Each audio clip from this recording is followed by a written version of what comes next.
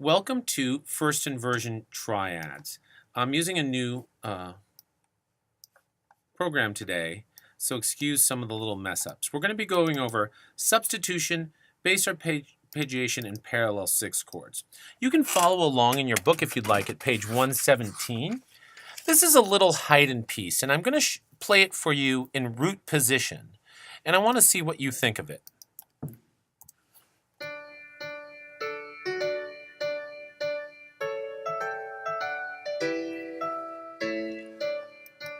I'm just going to play you the bass line. And oops, I did that last time too. I'm just going to play you the bass line, and I want to see what you think.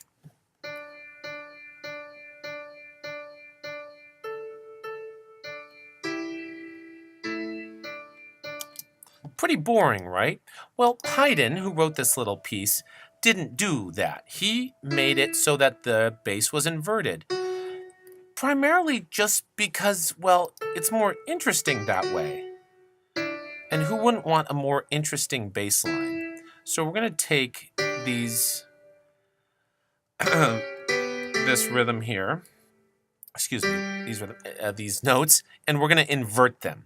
You ready to see what it sounds like inverted?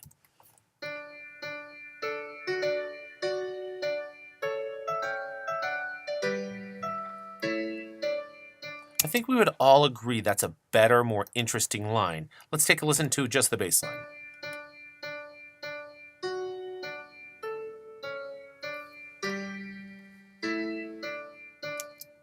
Much more interesting, wouldn't you agree?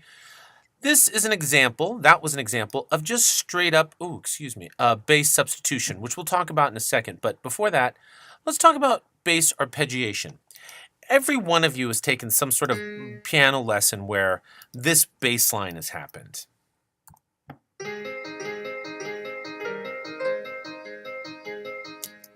That sort of bass line has happened. All of you. Excuse me, there's one note that's a little wrong. I don't know if you caught it. Let's listen to it one more time.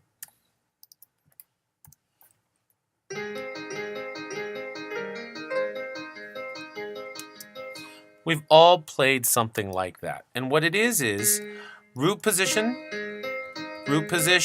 first inversion, 5-chord root position. And this just happens over and over and over again. You can see thousands of compositions like this, whether they're in beginning piano books or in Haydn sonatas like this is. Root position chord where the bass walks down right to a 5/6 chord and then goes right back up, or to another chord or whatever. But it's a root position chord followed by a first inversion chord followed by a root position chord. Let's play it one more time.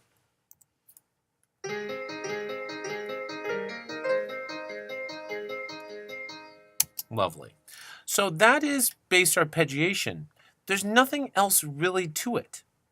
You will find it in a ton of examples, and we will be using it as well, bass arpeggiation. Let's go back to the substitution idea. I'm going to play this example for you. It's a chorale on page 119 if you want to take a look. And I'm going to play it to you as written. It's from Bach, and I'm going to play it to you with inversions and all.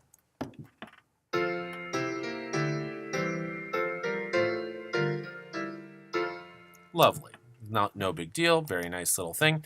But if I put it to you in root position now, in root position, have everything in root position,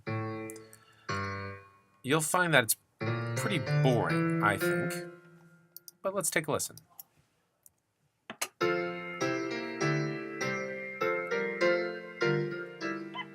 Not only is it boring, but it creates some parallelisms and whatnot. Let's put it back to where it was before.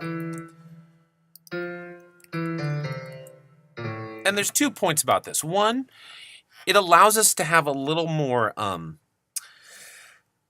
ease in our voice leading. We're not so stuck to a very specific rule like we were in root position part writing, okay? So we can have a little more ease, and also it just makes the bass more interesting. I'm just going to play the bass in the tenor line.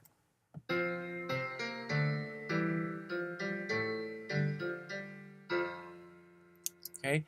We would all agree that that is a bit better of a bass line. If you don't agree, I can't do anything about it. Let's play it one more time. I just want you guys to hear a nice little chorale. because your chorales will all be looking like this at some point.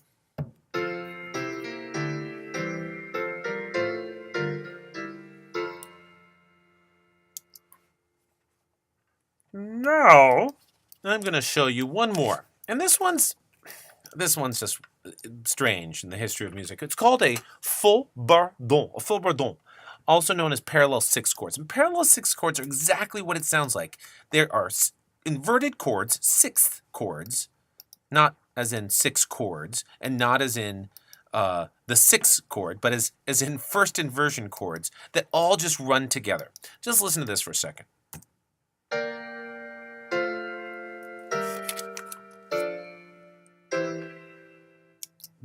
That will happen in a passage where you'll just have chords that don't make any sense. Notice how 2 goes to 1, 3 goes to 2, 2 goes to 1.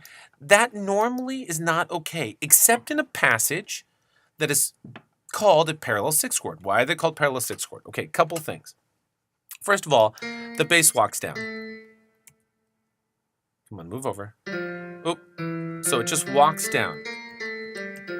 So that's one of the reasons why it's okay. And the voice leading is actually doesn't produce any problems. It makes for kind of just a smooth passage. And it's usually a passage that connects to other more important passages. Again, this is called a faux bourdon or a parallel sixth chord passage.